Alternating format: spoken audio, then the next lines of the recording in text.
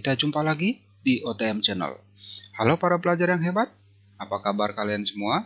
Semoga selalu tetap sehat ya, dan tetap bersemangat dalam mengikuti pembelajaran. Baik, di pertemuan kita kali ini kita akan coba membahas soal biologi UM/UGM 2014 kode 531. Organela sel eukariotik yang memiliki fungsi untuk menyimpan hasil metabolisme, air, dan mempertahankan turgiditas sel adalah, organel yang dimaksud apa ya? Mari kita lihat. Untuk menjaga turgiditas sel, ini tidak terlepas dari membran sel ya, dan juga isi sel ya. Turgiditas sel itu apa? Ini adalah merupakan keadaan sel pada tumbuhan dalam keadaan stabil atau kita sebut namanya turgid.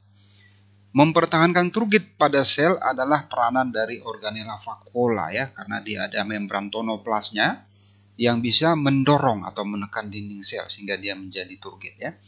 Turgiditas adalah tekanan isi sel terhadap dinding sel, di mana semakin besar isi sel, maka tekanan selnya atau turgiditasnya juga akan semakin tinggi ya, karena dia berbanding lurus. Jadi kalau kita lihat di sini, kita bisa rumuskan tekanan turgor atau turgiditas itu adalah perbandingan antara tekanan isi sel dengan tekanan dinding sel ya, di mana nanti isi sel ini termasuk di sana peranan dari vakuola ya. Nah, di sini kita bisa lihat bahwa jika isi sel semakin bertambah, maka turgornya akan bertambah juga. Dan jika tekanan dinding sel bertambah, tekanan turgornya akan berkurang ya. Jadi kalau kita kembali kepada soal, organel yang berperan dalam menjaga turgiditas sel, itu adalah vakuola ya. Nah, option A, plastida, ini adalah organel pada sel tumbuhan sebagai tempat fotosintesis. Yang B, lisosom, ini penghasil enzim-enzim pencernaan. Nah, ini hanya terdapat pada sel hewan ya. Peroksisom ini penghasil enzim katalase ya, yang nantinya berperan dalam menguraikan senyawa peroksida menjadi air dan oksigen. Vesikula, ini adalah bagian dari membran yang nanti kaitannya ke transport membran ya, juga berperan dalam sekresi. Jawaban yang paling tepat adalah dadu. Nomor 57. Pernyataan yang benar mengenai senyawa yang dihasilkan oleh glandula endokrin adalah, ini mari coba kita lihat. Glandula endokrin ini adalah kelenjar yang menghasilkan hormon ya. Ada dua kelenjar utama dalam tubuh kita ya, endokrin dan eksokrin. Coba mari kita lihat karakteristiknya masing-masing ya. Zona sekresi untuk endokrin dia di dalam tubuh, eksokrin itu bisa di eksternal atau di dalam tubuh juga. Zat yang dihasilkan kalau endokrin itu berupa hormon atau steroid. Kelenjar eksokrin itu menghasilkan enzim, minyak atau air. Saluran transportasi. Kalau endokrin dia tidak ada salurannya ya, maka sering juga disebut namanya kelenjar buntu. Jadi zat yang dihasilkan oleh kelenjar endokrin itu akan masuk ke aliran darah ya, dan aliran darah akan membawanya ke setiap jaringan tubuh kita di mana dia dibutuhkan. Nah, kelenjar eksokrin dia ada salurannya, ada pembuluhnya seperti kelenjar minyak atau kelenjar keringat ya. Kemudian tujuan atau targetnya, kelenjar endokrin dia bekerja di tempat lain ya, dibawa oleh darah sehingga dia bisa bekerja di tempat yang dituju. Kelenjar eksokrin bekerja di tempat di mana dia dihasilkan ya. Contoh kelenjar endokrin seperti kelenjar keringat, kelenjar hipofisis, kelenjar tiroid, kelenjar gonad dan lain-lain ya. Contoh dari kelenjar eksokrin misalnya kelenjar minyak, kelenjar keringat, kelenjar ludah dan lain-lain. Ya, jadi kalau kita kembali kepada soal, pernyataan yang benar mengenai kelenjar yang dihasilkan oleh glandula endokrin ya, atau kelenjar buntu ya, itu adalah zat yang dihasilkan itu disekresi langsung ke pembuluh darah dan bekerja di tempat lain karena dia tidak memiliki saluran ya. Nah, kalau option B didistribusikan oleh sistem saraf. Nah, ini ciri khas dari stimulus atau sel saraf kita ya. Yang C hanya ditemukan pada vertebrata ya. Ini hormon juga ada ya, hormon tumbuhan juga ada. Kemudian yang D disekresikan ke dalam kantong khusus untuk transport ya. Ini adalah ciri dari kelenjar eksokrin. Yang E tidak larut dalam lemak. Ini salah ya. Hormon larut dalam lemak ya, termasuk juga steroid ya. Pilihan yang paling tepat adalah alfa.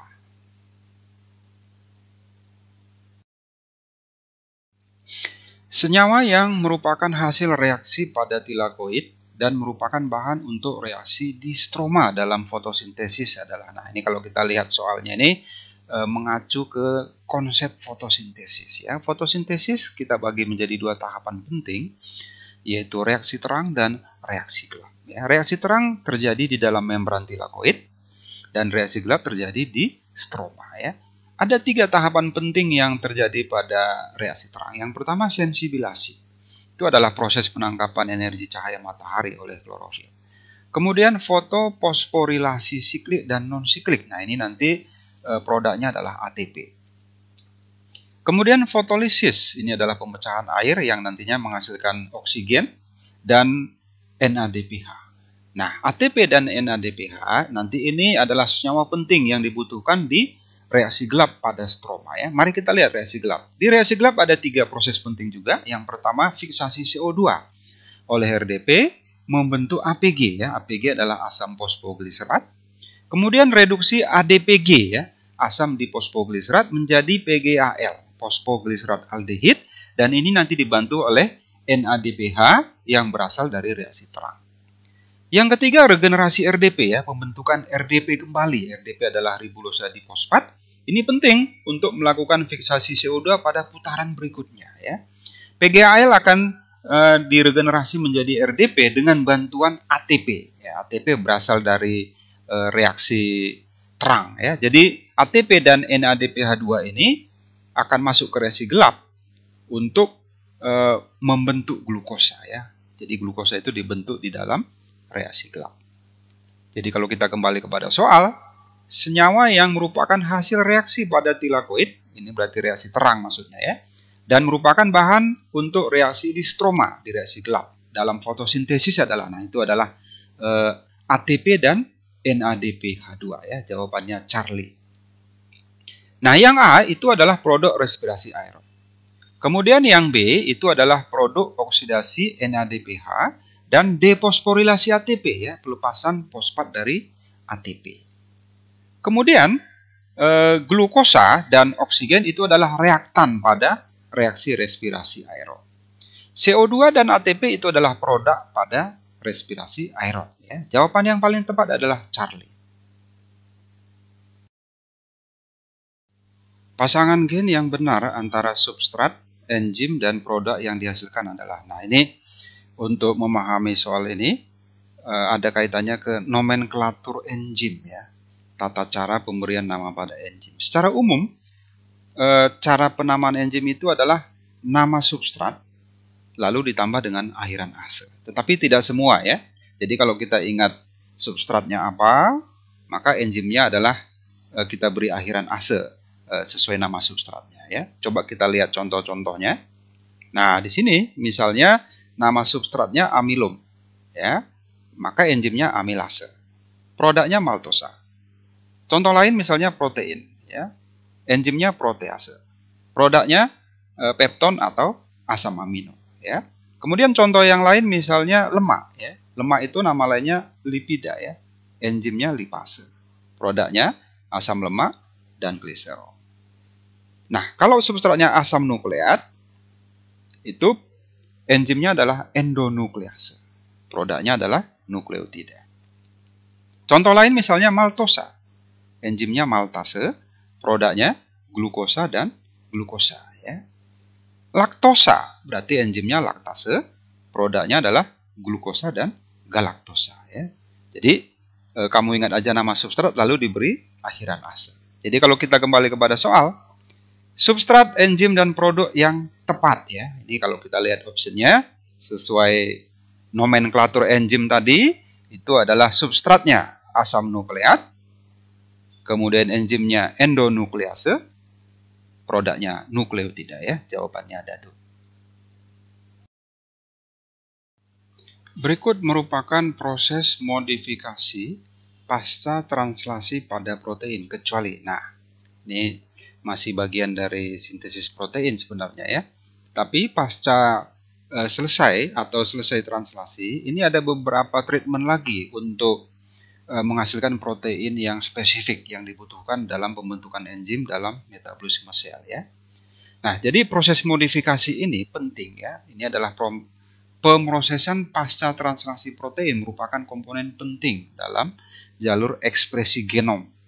Translasi bukan akhir jalur ekspresi genom. Ya, polipeptida hasil translasi tidak langsung aktif. Untuk menjadi aktif atau fungsional dibutuhkan beberapa modifikasi ya. Nah, yang pertama proses folding ya, atau proses pelipatan protein. Kemudian pemotongan proteolitik seperti menghilangkan residu terminal mesionin, peptida sinyal, konversi prekursor, inaktif menjadi aktif ya. Kemudian ada penambahan gugus fosfat pada peptida atau asam amino. Ada penambahan komponen lipid pada protein. Ada penambahan gugus metil pada residu asam amino seperti aspartat dan lisin. Kemudian ada penambahan ikatan sulfit, penambahan komponen gula atau karbohidrat atau sering disebut namanya glikoliasi. Ya, jadi kalau kita lihat pada soal, berikut merupakan proses modifikasi pasca translasi kecuali ya. Nah, kalau kita analisa optionnya, yang A, kehilangan urutan sinyal, ini salah ya, ini tidak ada. Yang B, penguraian oleh proteolitik, ini benar. Yang C, pembentukan ikatan sulfida, ini termasuk bagian dari modifikasi pasca translasi. Yang D, penambahan rantai samping berupa karbohidrat, yaitu yang kita sebut tadi glikoliasi. Kemudian penambahan asam amino pada rantai polipeptida ya. Jadi yang tidak tepat itu adalah kehilangan urutan sinyal ya. Jawabannya alfa. Nomor 61, suatu tanaman menunjukkan fenotip warna bunga merah. Pernyataan berikut yang benar untuk menentukan genotip tanaman yang dimaksud adalah, nah, untuk mengetahui genotip suatu tanaman yang belum kita ketahui, caranya adalah uji silang atau test cross ya. Test cross itu adalah penyilangan suatu tanaman yang mau kita ketahui genotipnya apakah homozigot atau heterozigot ya, dengan genotip resesifnya. Itu dia ya. Jadi kalau nanti dia ternyata hasilnya 100% seperti fenotip tanaman tersebut, maka bisa dipastikan genotip tanaman tersebut adalah homozigot.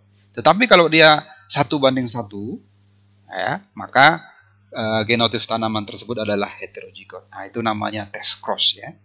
Jadi harus disilang dengan homozigot resesifnya. Nah, dalam soal datanya kita bisa peroleh bahwa fenotip merah itu bisa jadi genotipnya M besar homozigot atau M besar M kecil. Nah, ini untuk mengetahuinya dilakukan test cross ya. Yaitu dengan M kecil itu berarti putih. Nah, option A disilangkan tanaman homozigot ya. Tanaman tersebut homozigot apabila persilangan dengan tanaman bunga putih menghasilkan F1 bunga merah. Nah, ini betul ya. Jadi dia jadi bunga merah, itu berarti genotip tanaman fenotip merah tersebut homozigot ya. Homozigot gametnya 1 M besar di test cross ya dengan M kecil, maka hasilnya M besar M kecil itu adalah merah karena M besar dominan terhadap M kecil. Nah, option B, tanaman tersebut heterozigotik apabila persilangan tanaman dengan bunga putih menghasilkan F1 bunga merah. Nah, ini setelah kita silangkan, kalau dia genotipnya heterozigot, dia ternyata hasilnya bukan merah, tetapi 1:1, merah banding putih ya. Jadi ini kurang tepat. Option C, tanaman tersebut homozigot apabila persilangan dengan tanaman bunga merah menghasilkan F1 bunga merah. Ya, jadi kalau kita silangkan dia tanamannya, kalau genotipnya homozigot, ya, lalu kita silangkan dengan merah berarti bisa M besar, bisa M besar M kecil ya, maka kemungkinannya bisa merah semuanya atau bisa juga merah banding putih 1:1 ya. Jadi bukan bunga merah, ada peluang putih juga 50%. Ini juga kurang tepat. Option D, tanaman tersebut heterozigot apabila persilangan dengan tanaman bunga putih menghasilkan F1 bunga putih. Nah, ini kita buat notasinya untuk option D ya. Nah, Kalau dia heterozigotik, yaitu berarti M besar M kecil, lalu dites cross dengan M kecil, ternyata itu hasilnya ada merah, ada putih. Dengan rasio 1:1. Jadi bukan menghasilkan F1 semuanya putih ya, jadi ini kurang tepat juga. Option E, tanaman tersebut homozigot apabila persilangan dengan tanaman bunga merah menghasilkan S1 bunga putih. Nah, ini notasinya ya. Tanaman tersebut akan homozigot apabila disilangkan dengan bunga merah. Merah berarti bisa M besar atau M besar M kecil ya. Ini hampir sama dengan option C ya. Nah, setelah kita silangkan itu ternyata hasilnya bisa merah, bisa putih ya. Jadi bukan putih, bukan F1-nya putih semua ya, tapi merah banding putih 1:1. Nah, ini kurang tepat juga ya. Nah, dari semua option yang paling tepat itu adalah option A ya. Yaitu tanaman tersebut homozigot apabila persilangan dengan tanaman bunga putih menghasilkan F1 berbunga merah. Ya, ini hasil tes cross-nya. Jadi dia homozigot ya. Jawabannya alpha.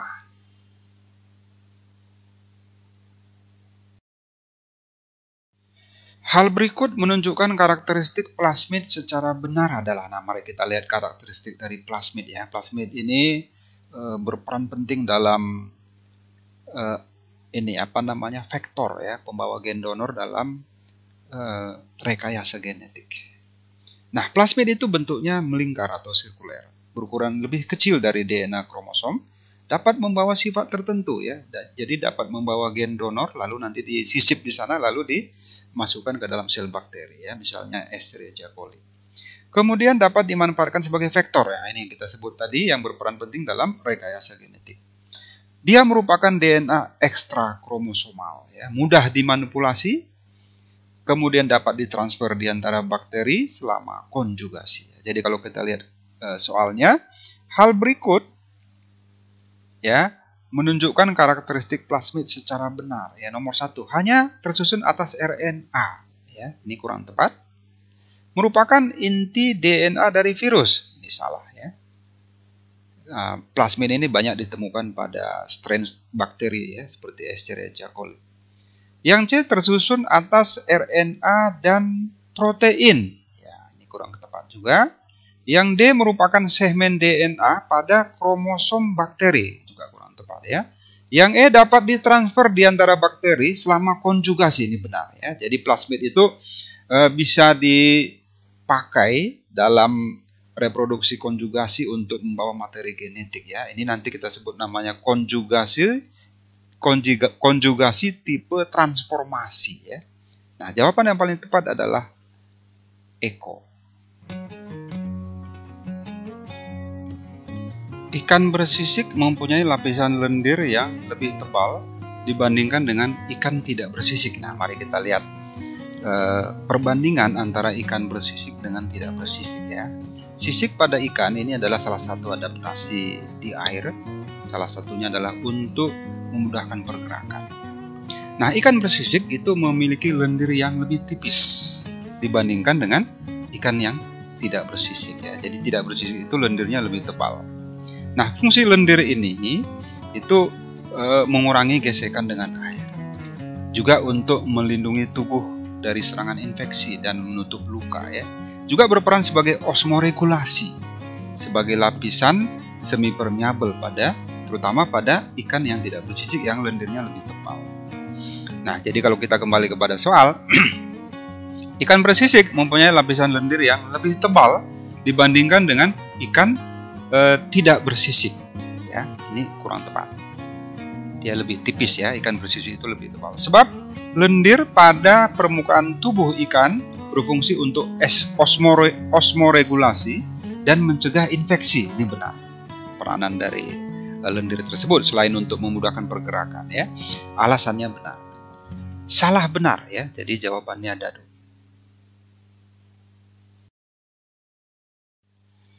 Protista menggunakan mitokondria dalam proses respirasi ya. Sebagaimana kita ketahui bahwa mitokondria adalah salah satu organela sel penting terutama pada sel eukariot ya, sebagai tempat respirasi.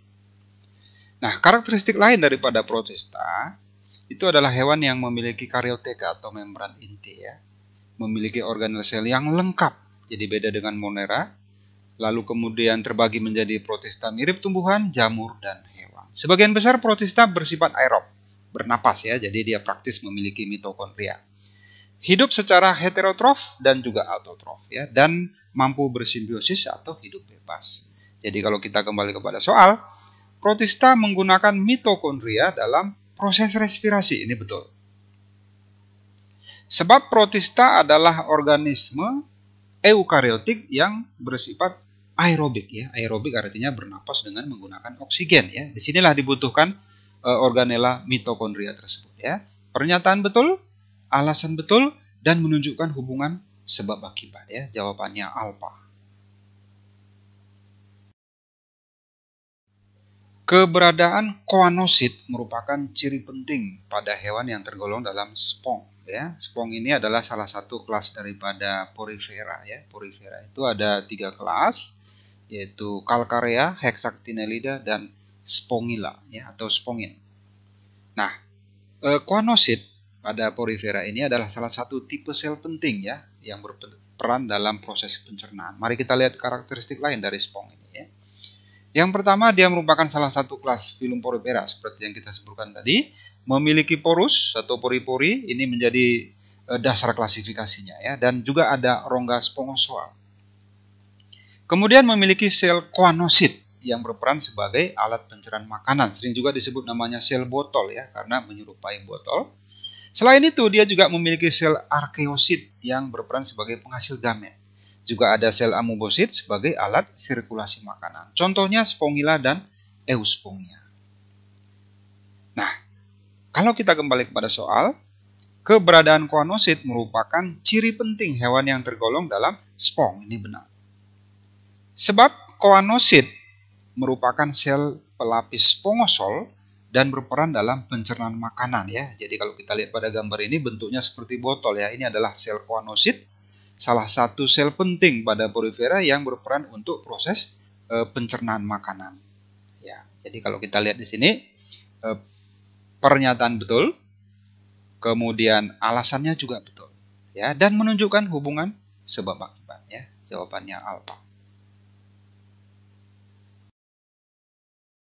Keberadaan Carapella merupakan pembeda antara Gymnospermae dengan Angiospermae. Nah, mari kita lihat. Ini konsep dasarnya ada pada karakteristik dari Gymnospermae dan Angiospermae. Ya, di sini kita bisa lihat perbandingan antara keduanya, di mana Gymnospermae atau tumbuhan biji terbuka itu tidak memiliki bunga sebenarnya ya, dia punya bunga strobilus. Angiospermae ya, termasuk di dalamnya monokotil dan dikotil, dia memiliki bunga sejati. Kemudian daun ya, daun pada Gymnospermae itu berbentuk jarum atau kecil. Kalau pada Angiospermae itu menyirip ya, atau berbentuk pita atau menjari. Batangnya kalau Gymnospermae berkambium, Angiospermae ada yang berkambium, ada yang tidak. Akarnya Gymnospermae akar tunggang, kemudian Angiospermae itu tunggang atau serabut. Carpella, nah ini salah satu penciri penting yang tidak ada di Gymnospermae ya. Jadi dia tidak ada carpella, daun buah, sehingga dia biji terbuka ya. Angiospermae ini ada ya, maka sering disebut tumbuhan berbiji tertutup. Buah ya, pada Gymnospermae tidak ada buah, jadi tidak ada buah sejati di sini ya. Pada Angiospermae ada. Kemudian pada Gymnospermae terjadi pembuahan tunggal. Ya, serbuk sari hanya 2 kali membuahi. Kemudian pada Angiospermae pembuahan ganda. Contohnya seperti pakis haji, damar, melinjo, pinus, dan ginkgo. Kalau Angiospermae seperti kacang, padi, jeru, pisang, tebu, dan padi ya. Nah, kalau kita kembali kepada soal ya, keberadaan Carpella merupakan pembeda antara Gymnos dengan Angios ya. Ini benar ya, di mana Angiospermae memiliki Carpella sehingga dia bijinya biji tertutup. Kalau Gymnos ya, dia adalah biji terbuka. Sebab perkembangan bakal biji menjadi biji pada tumbuhan Gymnospermae terjadi di sisi luar Carpella ya. Ini benar. Ya. Jadi kalau kita lihat antara pernyataan dengan alasan, benar-benar, dan menunjukkan hubungan sebab akibat ya. Jadi jawabannya alfa. Selama interfase, sel tetap dalam keadaan aktif ya. Mari kita lihat bagaimana aktivitas sel ketika berada di fase interfase ya. Nah, kalau kita lihat di sini bahwa ketika sel berada di interfase atau sering kita sebut fase istirahat. Nah, ini istilah istirahat bukan berarti sel itu berada di istirahat total ya, tetapi di interfase ini justru banyak aktivitas yang dilakukan oleh sel ya. Jadi sel tetap dalam keadaan aktif. Nah, fase ini terdiri dari 3 tahapan yaitu G1, sintesis, dan G2. Pada G1 ini terjadi penggandaan organela sel ya, seperti ribosom, mitokondria. Nah, itu diduplikat di sini. Ada fase S atau sintesis, di sini terjadi replikasi DNA. Kemudian fase G2 ini pembentukan enzim dan akumulasi energi persiapan untuk masuk ke fase mitotik ya. Jadi kalau kita lihat dalam diagram ini, interfase itu hampir seluruh siklus sel itu berada di sini. Hampir 90% sel berada pada interfase ya, mulai dari G1 kemudian sintesis sampai G2 ya. Fase mitotiknya sendiri ya kira-kira hanya 10% ya. Nah, ini fase pembelahannya. Jadi kalau kita kembali kepada soal ya, selama interfase sel tetap dalam keadaan aktif. Ini benar ya, banyak proses yang terjadi di sana. Sebab selama interfase sel melakukan metabolisme untuk kehidupannya. Ini juga benar ya, pernyataan benar, alasan benar ya, dia melakukan metabolisme. Ya, ini ada di dalam interfase ya, menunjukkan hubungan sebab akibat. Jadi jawabannya alfa. Introduksi spesies eksotik merupakan faktor utama terjadinya penurunan biodiversitas ya. Mari kita lihat, kita analisa nih soal ya. Kenapa biodiversitas itu bisa turun atau tergerus ya? Salah satunya adalah akibat dari tindakan manusia itu sendiri yang memasukkan ya spesies eksotik yang memang secara genetik spesies ini lebih unggul daripada spesies lokal ya. Jadi kalau kita lihat di sini, introduksi spesies eksotik merupakan suatu upaya mendatangkan spesies asing ke suatu wilayah yang telah memiliki spesies lokal. Itu dia. Apa dampaknya ya? Jadi kalau kita lihat dampak dari spesies eksotik ini ya, manusia kecenderungannya akan cenderung membudidayakan tanaman atau budidaya yang sifatnya unggul ya. Kita ambil contohnya padi unggul ini ya. Nah, kemudian padi unggul ini yang ditanam secara terus-menerus dari musim ke musim itu akan menggerus padi tradisional ya. Jadi para petani kita tidak akan lagi memperhatikan padi tradisional ya, yang mungkin panennya hanya sekali setahun ya, sementara padi unggul ini dia bisa panen 3 kali setahun ya. Akibatnya biodiversitas menurun ya. Nah, ini manusia cenderung membudidayakan spesies eksotik yang memiliki banyak keunggulan, dan hal ini menyebabkan terjadinya tergerusnya keanekaragaman hayati atau tergerusnya biodiversitas. Jadi kalau kita kembali kepada soal, introduksi spesies eksotik merupakan faktor utama terjadinya penurunan biodiversitas. Ini betul. Sebab spesies eksotik mempunyai toleransi yang lebar terhadap suatu parameter lingkungan. Ini benar juga ya. Biasanya yang unggul itu pasti lebih toleran terhadap serangan-serangan atau perubahan-perubahan iklim di dalam ekosistem ya. Jadi kalau kita lihat, pernyataan betul, alasan betul, dan menunjukkan hubungan sebab akibat ya. Jadi jawabannya alfa. Dalam piramida energi, tingkat trofik tertinggi mempunyai energi tersimpan yang terendah ya. Mari kita lihat ya. Ini konsep teorinya ada di efisiensi aliran energi pada rantai makanan ya. Jadi kalau kita lihat di sini, dalam aliran energi itu efisiensi energi dari tropik yang satu ke tropik di atasnya itu hanya 10%, ya. 90% energi itu hilang. Kenapa? Karena energi yang dikonsumsi oleh setiap tingkatan tropik itu digunakan untuk aktivitas mereka seperti respirasi, reproduksi, metabolisme, ya. Jadi banyak energi yang terbuang ke lingkungan. Efisiensinya hanya 10% saja, ya. Jadi kalau kita lihat misalnya di sebuah piramida makanan, ya, tingkat tropik dasar, yaitu dalam hal ini produsen, katakan dia memperoleh energi dari cahaya 1000 joule, maka ini akan pindah ke atas, efisiensinya hanya 10%, ya. Dia akan tinggal 100 joule. Demikian juga ke tingkat tropik berikutnya, tersisa hanya tinggal 10 joule, ya. Demikian juga konsumen terakhir hanya 1 joule, ya. Nah, jadi kalau kita kembali kepada soal, dalam piramida energi, tingkat tropik yang tertinggi mempunyai energi tersimpan yang terendah. Ini betul, ya. Jadi makin ke atas dia makin kecil. Sebab dalam piramida energi, tingkat tropik tertinggi memiliki jumlah individu terendah. Ya, ini sebenarnya benar juga, ya, sesuai dengan piramida jumlah. Nah, tetapi kalau kita lihat tidak ada hubungan sebab akibat antara pernyataan dengan alasan. Ya, jadi jawabannya bola. Hal berikut benar mengenai virus. Ya, mari kita lihat, ya, virus ini yang sekarang sedang mewabah ini, ya, terutama strain Omicron, Delta, ya. Karakteristik virus secara umum, dia merupakan metaorganisme, ya, organisme peralihan dari benda mati ke makhluk hidup. Dia bisa dikristalkan, tapi di sisi lain dia dapat berproliferasi atau berkembang biak, ya, tetapi terbatas hanya pada jaringan hidup.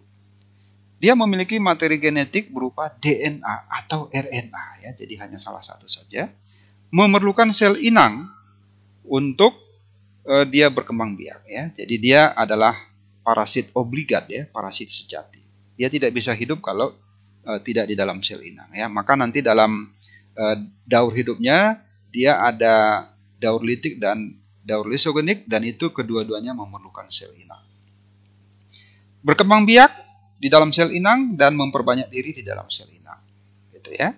Nah, virus tubuhnya terdiri dari kapsid, ya, seperti ini kita bisa lihat, ini kapsidnya, ini kepalanya, leher, kemudian selubung, ya. Lalu ini ada bulu ekor, lalu ada alat penetrasi untuk menyuntikkan asam intinya ke sel inang. Virus tidak memiliki protoplasma, jadi dia bukan sebuah sel, ya, dan tidak memiliki kromosom, ya. Jadi kalau kita kembali kepada soal, hal berikut yang benar mengenai virus adalah, ya, yang nomor 1, materi genetiknya berupa RNA dan DNA. Ini salah, ya.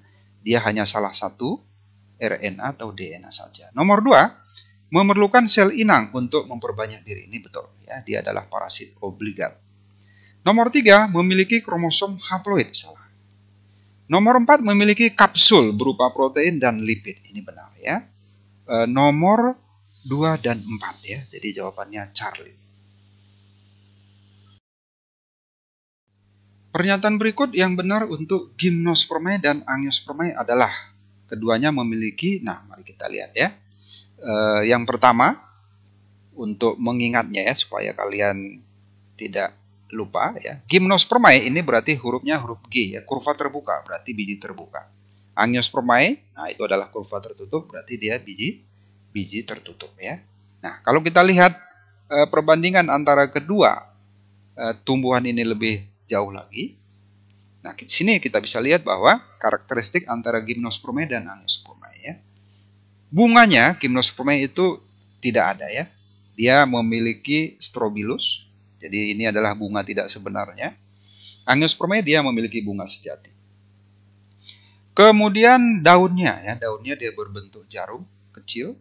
Nah, angiospermae itu ada yang menyirip, berbentuk pita atau menjari. Nah, jadi kalau kita lihat yang ciri yang ada pada soal kita, ya, batang, ya, batang dia berkambium. Untuk gimnospermae, kalau angiospermae ada yang berkambium, ada yang tidak. Kemudian akarnya, dia akar tunggang. Angiospermae ada tunggang, ada serabut. Carpella, ya, ini tidak ada pada Gymnospermae, maka sering disebut biji terbuka. Angiospermae memiliki carpella. Kemudian bakal biji, ini tidak ada, Angiospermae ada. Pembuluh angkutnya, yaitu berupa xilem dan phloem, ini ada pada Gymnospermae dan Angiospermae. Ya, ini adalah persamaannya. Buah sejati pada Gymnospermae tidak ada, pada Angiospermae ada, ya. Contohnya misalnya pakis haji, damar, melinjo, pinus, dan ginkgo, ya. Kalau Angiospermae itu kacang, padi, jeruk, pisang, tebu, dan padi. Jadi kalau kita kembali kepada soal, pernyataan berikut yang benar untuk gimnos dan angios adalah, ya, bahwa keduanya memiliki yang pertama, xilem, ya. Ini ada pada gimnos dan ada pada Angiospermae. Sporofit ini juga ada. Ini adalah tanamannya sendiri nanti yang berperan sebagai penghasil biji, ya, dan kromosomnya bersifat diploid.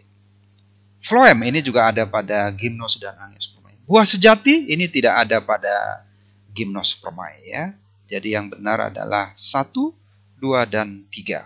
Jawabannya alpha. Dalam mitokondria terjadi transformasi energi sehingga organel ini banyak ditemukan pada sel, ya. Mari kita lihat, ya.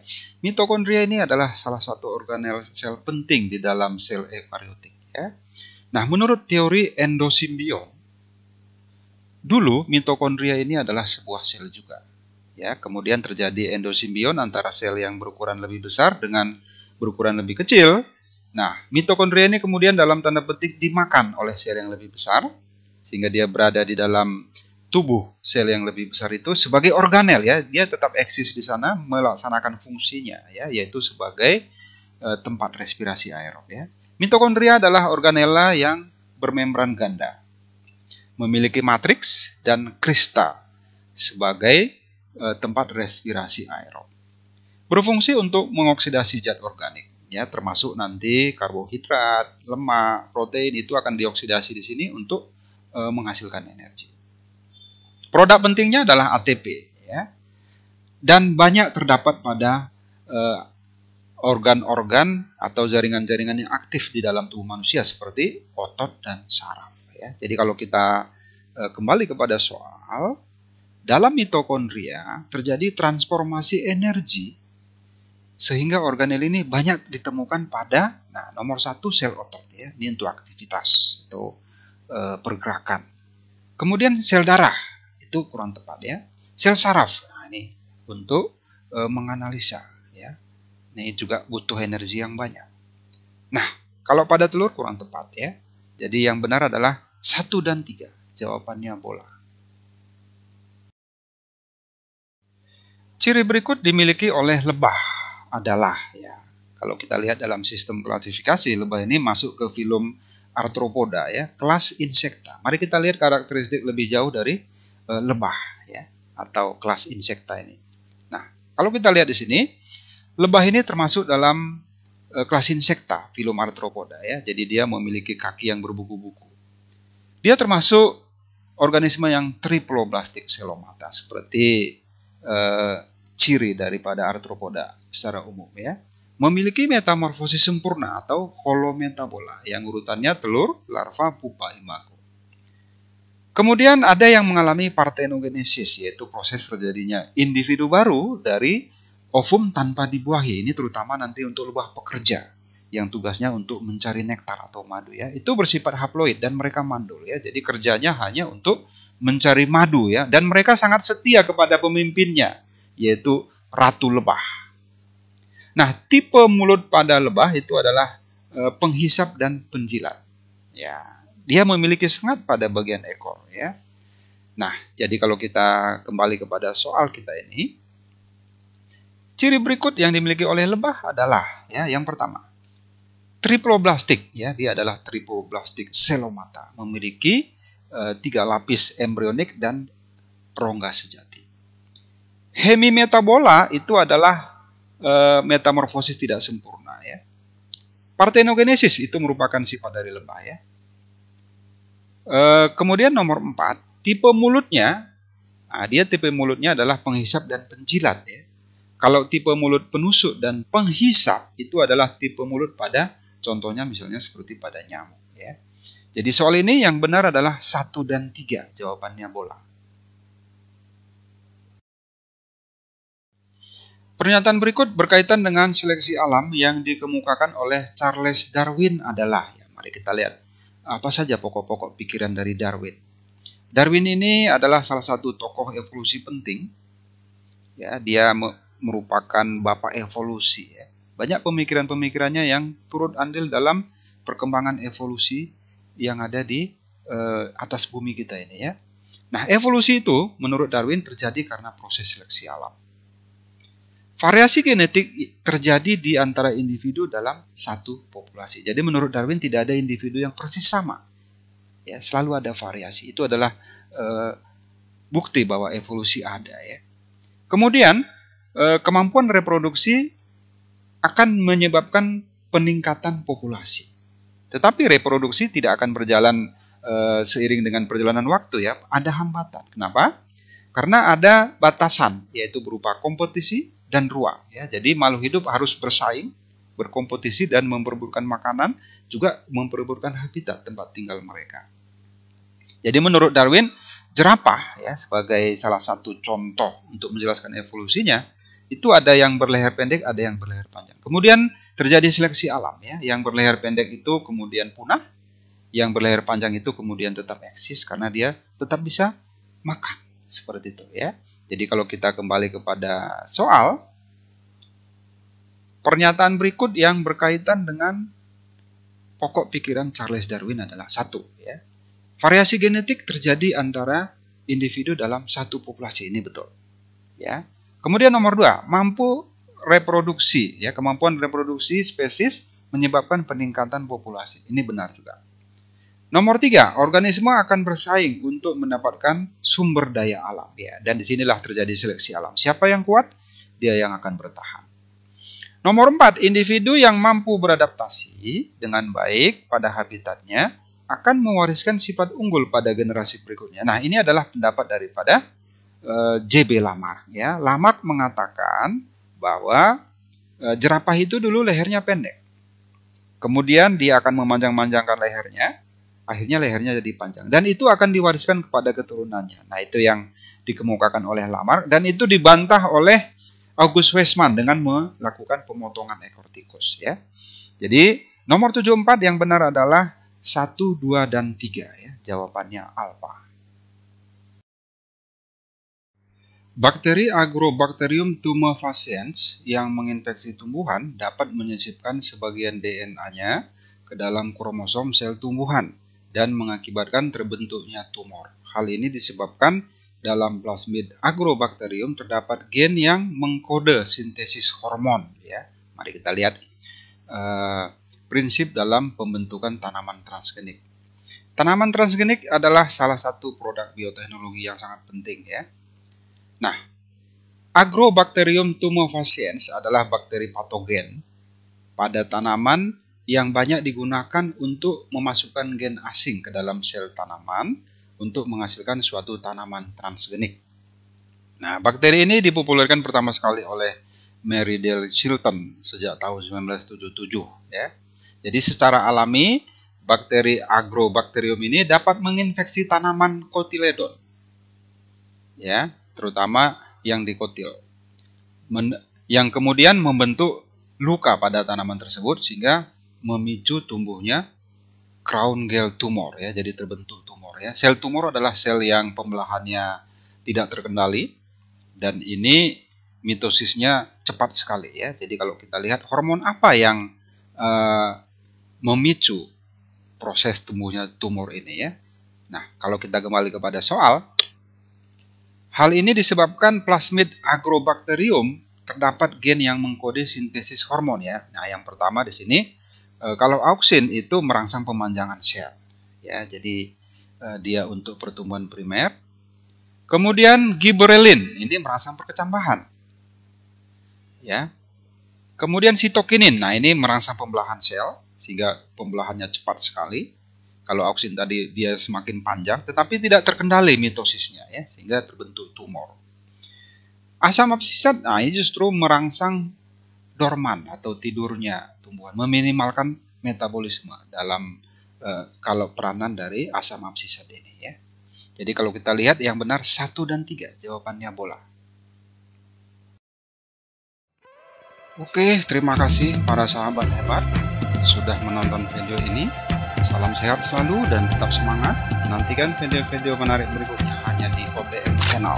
Jangan lupa like, subscribe, dan bunyikan tombol lonceng.